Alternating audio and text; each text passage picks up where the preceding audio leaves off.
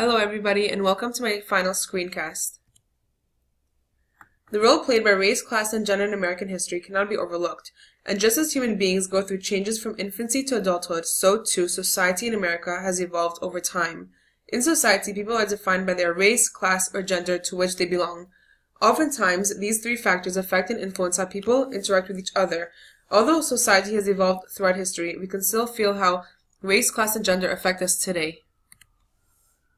The term race refers to groups of people who have differences and similarities in biological traits deemed by society to be socially significant.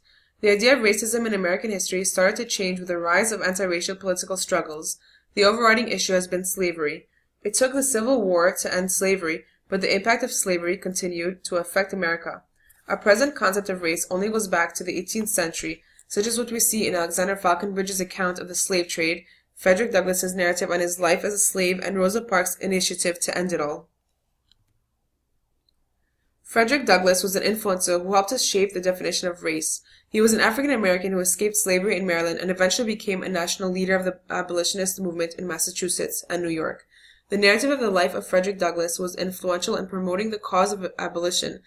These and other anti-racial political struggles were planned around the national liberation and civil rights movement. The 1950s brought upon the civil rights movement. Martin Luther King Jr., Fred Shuttlesworth, and Ralph Abernathy are three pivotal leaders of the civil rights movement during the 50s and 60s. They were Baptist ministers who worked to end segregation and achieve unity in society.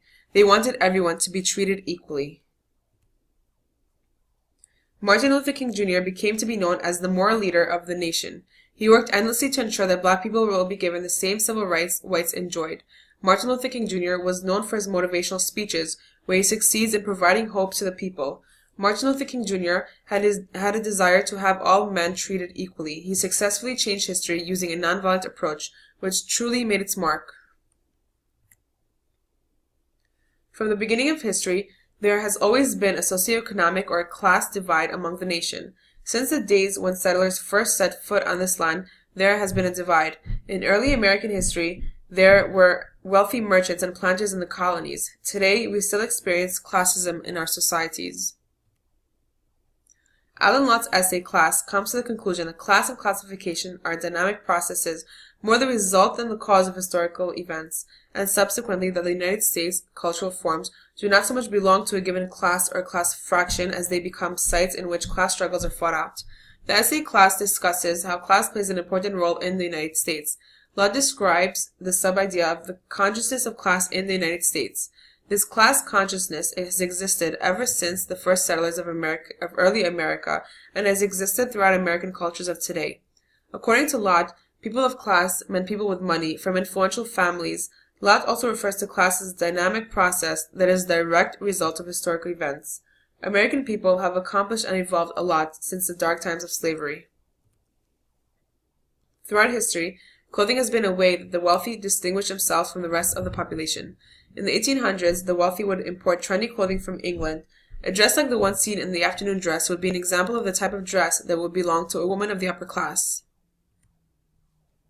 Some consider the birthplace of the American Industrial Revolution to have occurred in Lowell, Massachusetts. Lowell built one of the first manufacturing companies and a booming mill town. Not only did these industries provide a wealth of jobs for all who seeked employment, it reshaped the landscape of the job market. Gone were the days of farming the land and tilling the soil. Now are the days of the factory workers and assembly systems.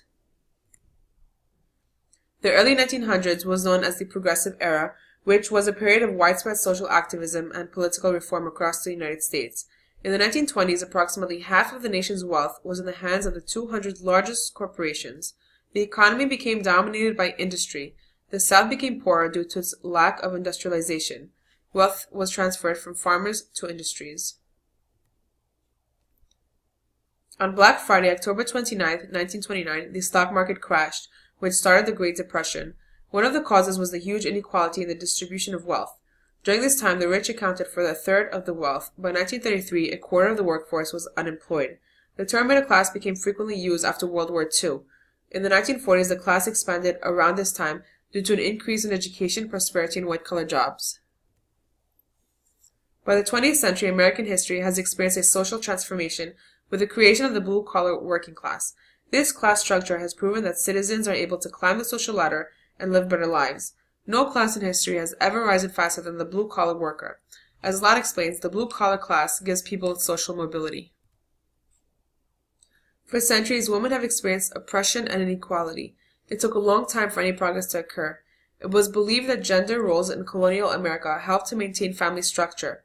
Men in this era had social power and education. They held positions in government and owned property, while women did not. The women's suffrage movement was the struggle for the right of women to vote and run for office, and is part of the overall women's rights movement.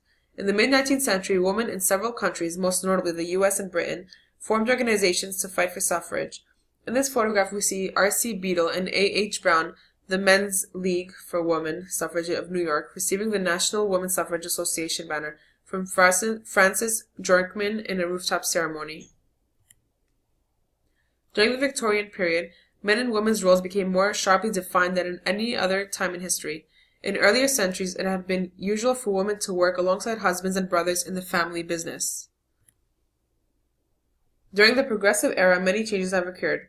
Poor women, women who were young and single, widowed, and women of color started to work outside the home. Slowly over this period, more women joined the workforce. Jobs such as typists, clerks, and telephone operators opened up to middle-class women. During this era, women also started graduating from colleges and entering white-collar professions. During World War I, many men got drafted, which left a void in the industry. Suddenly, women were taking over jobs that were at one point only filled by men.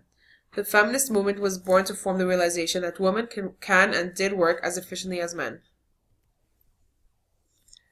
With the new roles of women in the household came new preludes. Halberstam's In Gender points out how gender identity affected many women at the time, and those that would fall within the category of lesbians, gays, and drag queens were left out of the loop, so to speak. Gender is a biological factor, Halberstam writes, not a cultural one. If we look back to the 18th century, we see that gender and sex represent the same idea because women were not allowed to work, but rather they stayed at home and cared for the children. Women were obligated to take on certain responsibilities solely because they were women. Tasks such as raising children and managing household duties were seen as belonging to women in those times. As time went on, we begin to see a new focus on gender, which has enabled new modes of thinking about men and women in society.